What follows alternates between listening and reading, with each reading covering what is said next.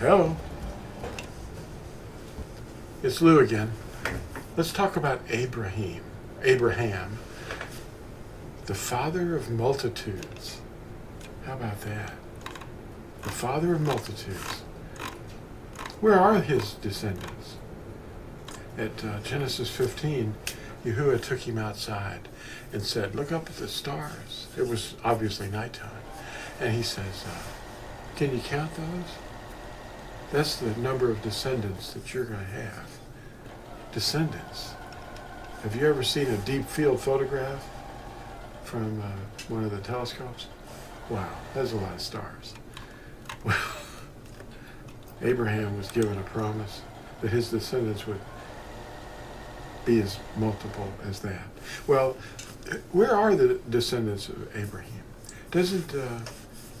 Don't we track that to his offspring directly in the scriptures that kind of begin with one fellow, a child of Hagar, who is a Hebrew, actually, also.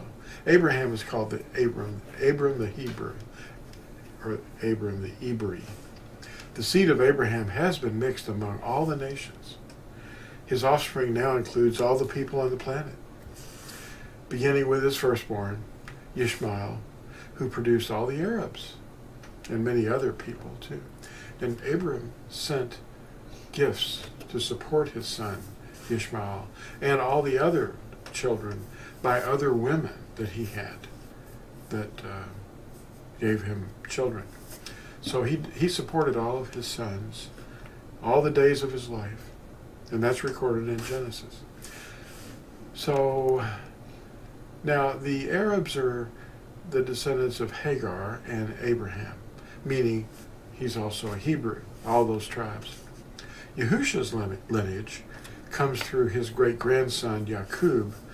You have Abraham and his child Ishak. Ishak means laughter. And then Yaqub, which is his grandson. Yaqub is called Jacob now. So anyway, it's through Yaqub that the promise comes. So they're all Hebrews. They're all Abraham. But all the lines are Abraham.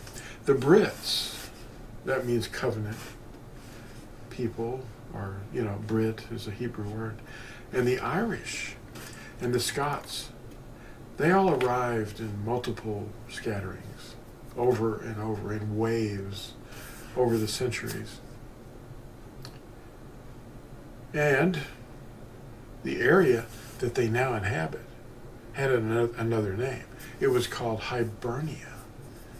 So we have Iber, which comes from Eber, the Hebrews. Yeah.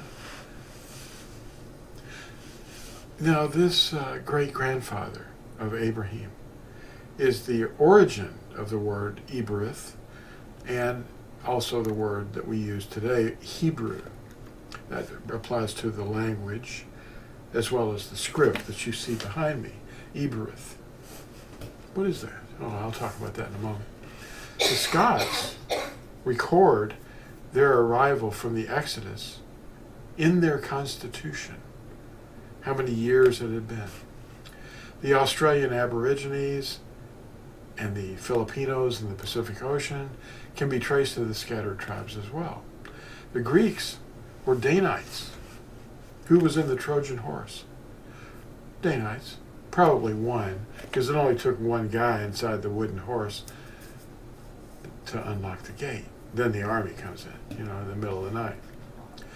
The Greeks were Danites. They were all established city-states by the tribe of Dan. Dan escaped. Actually, Dan, his descendants, escaped from before the Exodus. And that's how they got to Greece.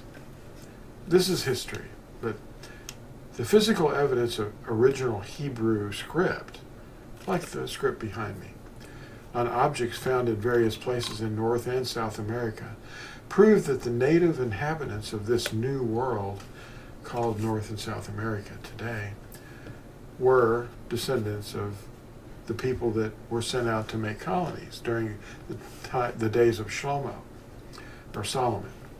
He sent out ships with 400 or 500 people on them to establish colonies and to bring back things that they'd found, valuable things and unusual things, animals. And they have copper mines here, silver mines, gold mines. And that was about 3,000 years ago.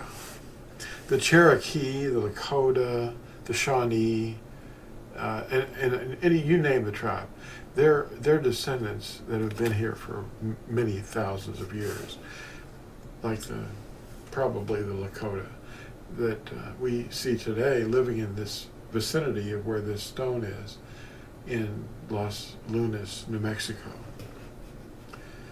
And there's artifacts shown in a video that I'll link below that will establish your heart to understand that the Hebrew script, the real Hebrew script, is not the one that they brought back from Babel, called Aramaic, but it's actually this. There's only one Hebrew script, just like there's only one Abraham. But he's the father of multitudes, so never doubt it. We'll see you in the next exciting video. Bye.